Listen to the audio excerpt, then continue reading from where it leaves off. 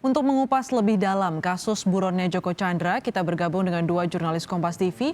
Ada Elgin Fridianto di Gedung Kejaksaan Agung dan juga Dipo Nurbahagia di Gedung DPR RI. Kita sapa Elgin terlebih dahulu. Selamat siang Elgin. Ini Masyarakat Anti Korupsi Indonesia (MAKI) membeberkan kepada DPR adanya salinan surat atau data perjalanan Joko Chandra yang disebutkan sempat bepergian ke Pontianak. Apa tanggapan Jaksa Agung mengenai hal ini? Ya, Jaksa Agung Sanitiar Burhanuddin mengatakan tidak mengetahui terkait adanya surat jalan yang dikatakan diterbitkan oleh salah satu instansi yang digunakan oleh Joko Chandra untuk bisa berpergian di Indonesia, di mana tadi sudah dijelaskan dipakai untuk pergi dari Jakarta ke Pontianak 19 Juni 2020 dan kembali ke Jakarta pada 22 Juni 2020. Untuk mengetahui terkait pernyataan tersebut, berikut pernyataan dari Jaksa Agung Sanitiar Burhanuddin. Itu sampai saat ini belum ada titik temunya.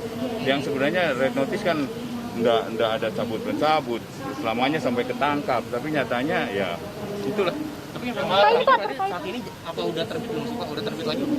Sampai saat ini belum ada laporannya lagi. Untuk keberadaannya kan info terakhir kan di Malaysia dan di Indonesia itu apa Pak? Ya kita baru informasi, kita belum bergerak lagi. Tapi masih kalau bergerak juga kita masih. Ini sekarang warga negara mana si Joko Chandra juga kita nggak tahu. Nyatanya KTP-nya lagi diperiksa juga. Ya sudah, tapi kan Pak Jaksa terkait surat jalan Joko Chandra itu bagaimana Pak? Beredar surat jalan. Surat jalan itu. Oh tidak tahu Pak? Tidak tahu surat jalan. Tapi katanya surat jalannya ke Pontianak Pak.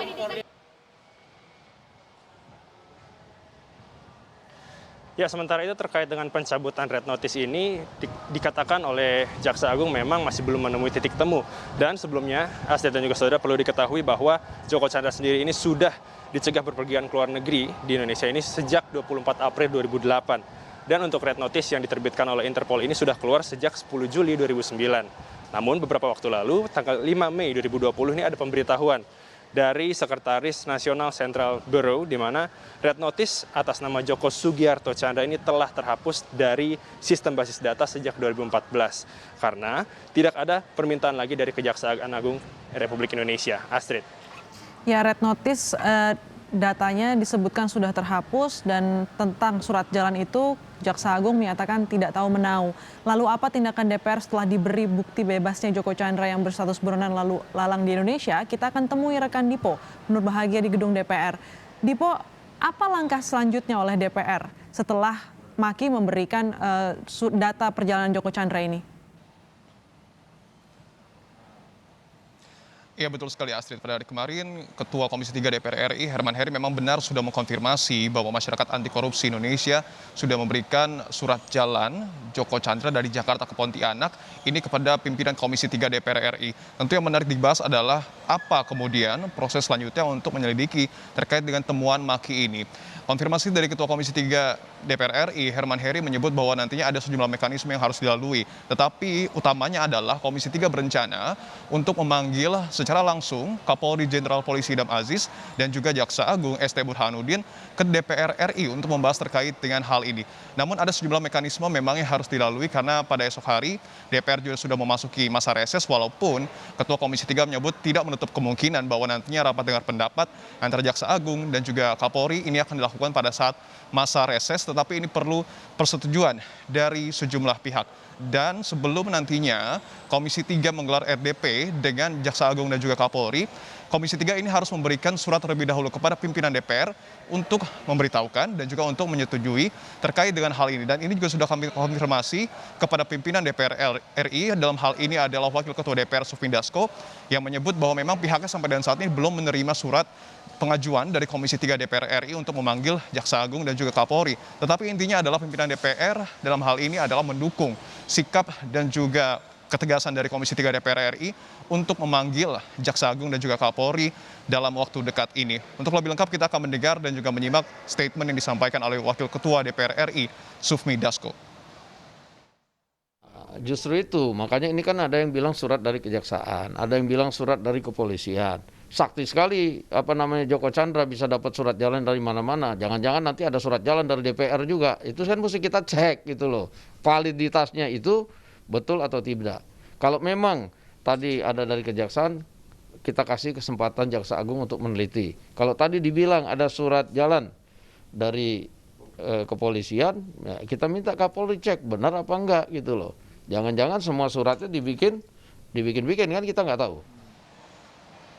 Sangat menarik memang Astrid dan juga saudara kalau kita melihat bahwa temuan surat jalan Joko Chandra dari Masyarakat Anti Korupsi Indonesia ini nampaknya Jaksa Agung tidak mengetahui terkait dengan temuan ini. Artinya apakah memang ini adalah kebobolan untuk kesekian kalinya Jaksa Agung terkait dengan Joko Chandra? Respon dari Sufmi Dasko pihaknya memberikan kesempatan begitu kepada Jaksa Agung dan juga Kapolri untuk kemudian mengecek keabsahan dari surat jalan tersebut yang ditemukan oleh Maki. Apalagi ada tudingan yang cukup serius dari Indonesia Police Watch yang menyebut bahwa surat jalan ini besar kemungkinan keluar ataupun diterbitkan oleh institusi Polri. Dalam hal ini adalah Bareskrim. Artinya pertemuan antara Komisi 3 dan juga Jaksa Agung beserta Kapolri tentu ini patut sekali untuk ditunggu karena cukup banyak tudingan-tudingan dan juga kecurigaan yang kemudian mengalir dalam proses pencarian buronan Joko Chandra.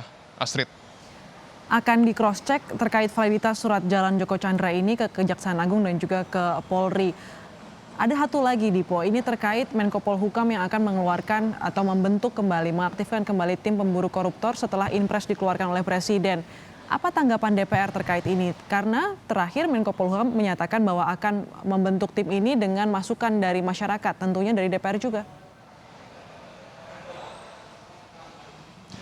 Betul sekali, tentu selain dalam hal ini adalah surat jalan Joko Chandra, tetapi kaitannya cukup erat juga dengan bagaimana nantinya Menko Polhukam ini akan menggodok dan juga apakah nantinya akan kembali mengaktifkan dalam hal ini adalah tim pemburu koruptor yang kemudian masih menuai polemik di tengah masyarakat. Tadi pun kami kembali mengkonfirmasi kepada Wakil Ketua DPR RI Sufmi Dasko yang menyebut bahwa sebenarnya pimpinan DPR mengapresiasi langkah dari pemerintah untuk membentuk tim pemburu koruptor. Tetapi memang ada sejumlah catatan yang kemudian harus diperhatikan oleh Menko Polhukam Mahfud MD dalam mengkaji terkait dengan pembentukan tim pemburu koruptor ini. Karena pihak dari pimpinan DPR dalam hal ini adalah Sufmi Dasko meminta kepada pemerintah untuk melibatkan sejumlah ataupun pihak-pihak terkait dalam tim pemburu koruptor ini seperti misalnya adalah KPK dan juga Komisi 3 DPR RI agar nantinya tim pemburu koruptor ini dapat berjalan secara maksimal begitu, salah satunya adalah untuk memburu buronan Joko Chandra. Selengkapnya kita akan mendengar kembali pernyataan dari Wakil Ketua DPR RI Sufmi Dasko terkait dengan pembentukan tim pemburu koruptor.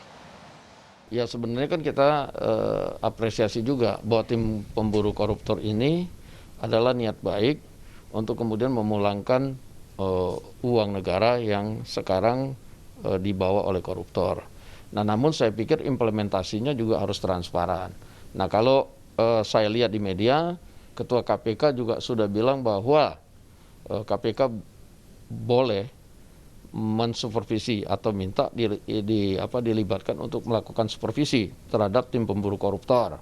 Nah, kami di parlemen juga akan meminta supaya mitra yang berhubungan dengan penegak hukum, dalam hal ini Komisi 3 juga ikut dilibatkan untuk masuk sebagai dalam tim pengawas tim pemburu koruptor kalau itu jadi dilakukan.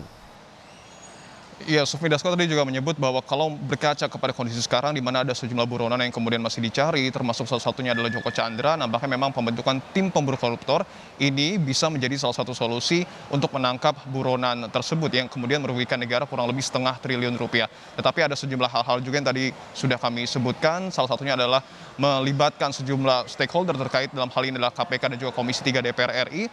Tentu kita berharap bahwa nanti tim pembentukan ataupun tim pemburu koruptor yang sejatinya sudah ada sebelum era Presiden Joko Widodo ini dapat menangkap buronan kelas kakap Joko Chandra yang kita ketahui ini juga melahirkan sejumlah pertanyaan khususnya terkait dengan bagaimana integritas dari sejumlah institusi dalam hal ini adalah Jaksa Agung dan juga Polri. Astrid. Baik, terima kasih jurnalis Kompas TV Dipo Nurbahagia melaporkan langsung dari gedung DPR RI dan sebelumnya ada jurnalis Kompas TV Elgin Fridianto melaporkan langsung dari gedung Kejaksaan Agung.